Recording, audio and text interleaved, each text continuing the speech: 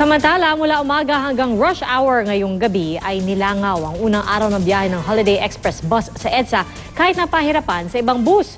At saksi live si Trisha Zafra. Trisha? Pia, pasado alas 11 na ng gabi pero marami pa rin tayong mga kababayan dito sa bahagi ng EDSA North Avenue ang naghihintay ng masasakyan pauwi. Rush hour kanina, hindi lang sa sasakyan na pupuno ang mga kalye, kundi pati rin sa mga commuter na walang masakyan.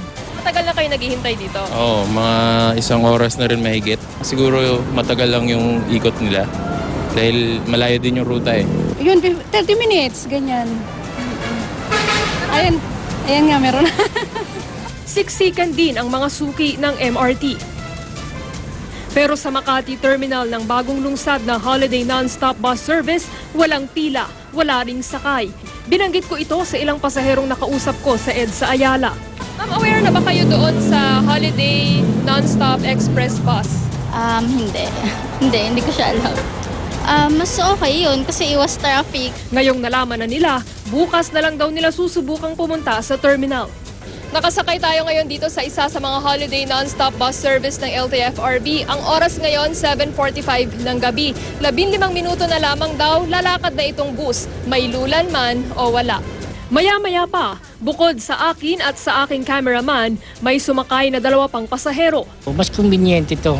Mas maganda itong naisip ng MMDA. Mas mabuti ito kasi kesa sa MRT, convenient ito eh.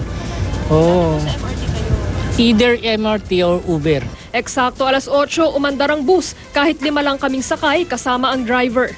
Sa pamasahing 80 pesos, diretsyo ang biyahe nito at walang hinto. Pero wala ang pangakong escort mula Highway Patrol Group at MMDA para matiyak na mabilis ang biyahe. Kaya pagdating sa EDSA Guadalupe, gaya ng ibang ordinaryong bus, bumagal na rin ang aming usad.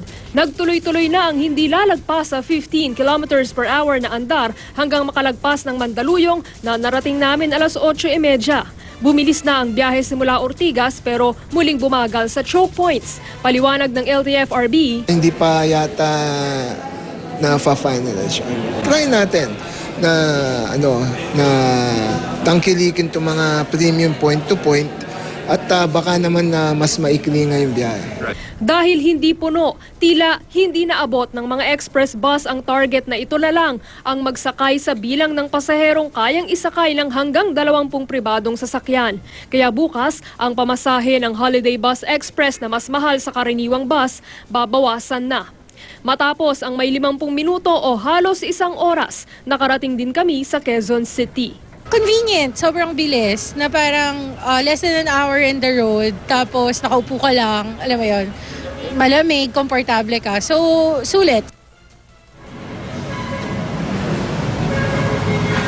Pia, alas 6 ng umaga bukas ang simula ulit ng biyahe ng mga holiday non-stop bus service.